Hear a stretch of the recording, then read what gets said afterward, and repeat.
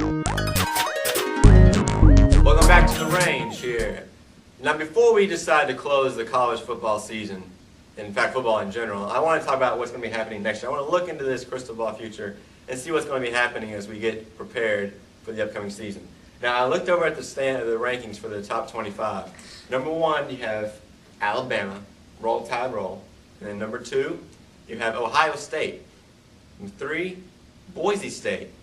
Number 4 is Oregon, and then right at the top 5, you have, get that one backwards. You have that, and then you have 6 would be Texas, and then 7 would be TCU, and then rounding up the top 10 would Florida. Yes, and unfortunately, and now are these rankings, precise? Even though it's preseason, are these precise in your all's opinion? Hell no, that ain't right. I can't believe they put Boise and TCU above Florida. I don't care who we losing, but look at what we're gaining. I mean, everybody always talk about recruiting class, which one I don't really worry about recruiting class because they can get there and not do nothing. It don't even matter. But last time we had the number 1 recruiting class, we won the national title. Yeah, we did it. We won the national title. Not UT. I don't know when the last time they won one. It don't matter. It don't matter. It's all good.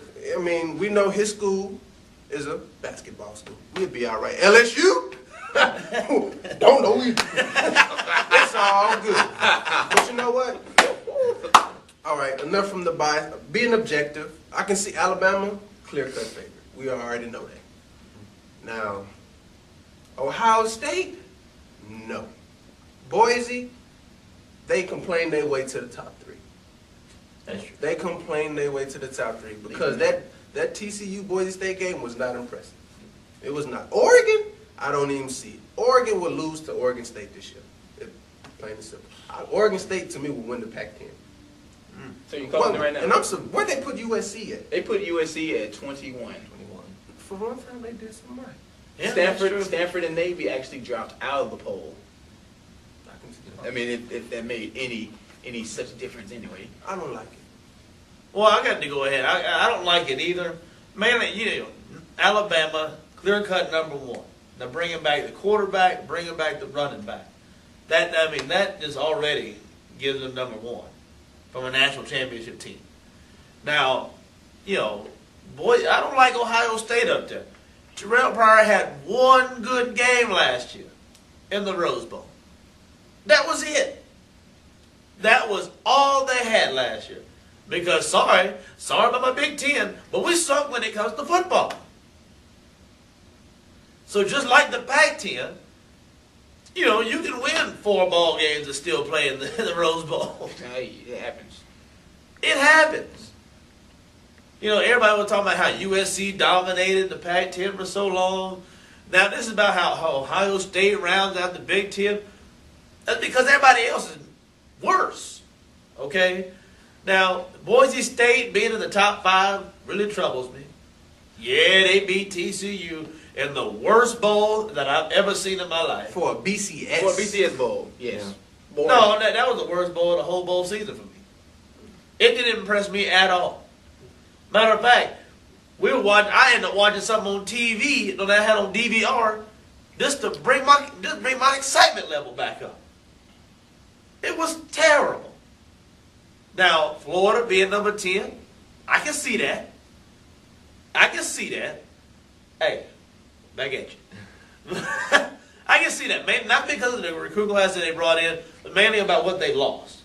When you lose players like, Tebow and Dunlap and everybody, it kind of brings down that ranking. Because nobody knows what exactly you have next year. But they already, I figure Florida is already a top 10, program. Possibly after week 2, back to the top 5. Because I see teams like Boise State, TCU, probably losing in the first 2 weeks of this year. Yeah, I can see that. Yeah, especially with Boise State. They open up, they have a season like no other. They open up with Virginia Tech. Yeah. Yeah.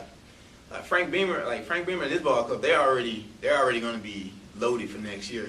Now, as far as those other top tier teams like Florida, Texas, like those that maybe like be in a lower portion of the top 10, they don't rebuild, they just reload.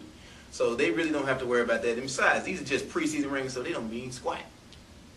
Either way it goes, Boise State could be dropping out of the top 10 by the time the season starts, so it really doesn't matter. Definitely, yeah. I think that, with Boise going into those first few games, they got some tough opponents. Quality opponents, going in, so they'll have a rough season to begin with. JB. Yeah, now, going away from football, I'm going to talk about all sports, mainly dealing with athletes and them having trouble off of their respective sports.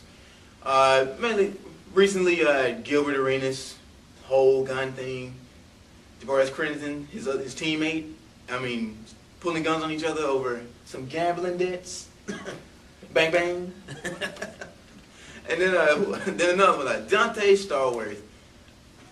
Honestly, I gotta say, this some gun has got to be the luckiest dude on the planet. For a crime that he committed, vehicular manslaughter, and he was intoxicated, he killed someone, gets a 30-day sentence shortened to 24 days. On good behavior. On good behavior in my ass. Then, Plaxico Burris goes to a club just to have some fun. See some ass shaking. Accidentally shoots himself. He's bleeding. What did he get? 2 years. The boy gave him 2 years For shooting himself. I tell you, this legal system is it's a head scratcher. You know what I'm saying? It's crazy. And then what else? Like, what else is going on? Like, what else is going on with players? You got the Steven Jackson situation. With the whole Gilbert Arenas thing, we haven't heard much from Gilbert, but since then. But there's also, you got to remember, it's not just professional athletes. He's also college athlete. More in particular, the guy from Tennessee. Now, they should be on World's Dumbest Criminals, because that's what they were. Yeah, especially World's Dumbest Criminals, because one, you on your own scholarship. They give you stipends from the NCAA. You already have money. Why you gotta rob the gas station? Why you gotta rob? Another thing, Mr. Dunlap.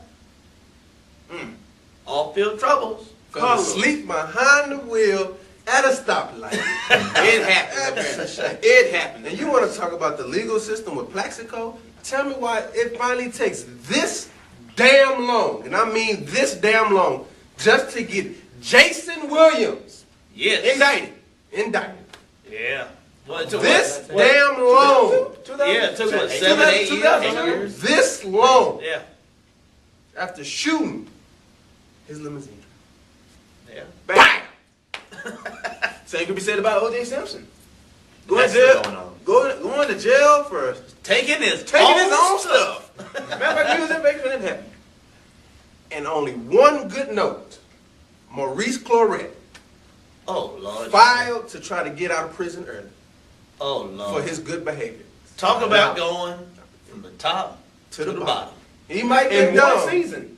I don't know Yeah. what the hell he did, but he's trying to get out of it. What do you mean you don't know what he did? Talking about getting... I mean, I know what he did. I just ain't want to put it on camera. Oh, 'Cause, shit, if it's lobsters, they might be trying to find me too. And also, look at someone else coming up years ago, Mike Vick. Got in trouble with some dogs. It's leading dog gambling. But hey, at the same time though, he comes back. They give him a second opportunity. Now there are some cases I think that they will not get that second opportunity. Like for instance, Dante Stallworth. I don't think teams would want him back anyways. Plexico Burris, possibly. He's got a good talent as a wide receiver. So, yeah, that second opportunity is always there for him. Except for Charles Rogers. Sorry. You tell. Come back, brother. I saw your special on ESPN. Come back, brother. Come on back. Come on back. Come on back. With more On the range. on the range, we got simple shout outs and thumbs down.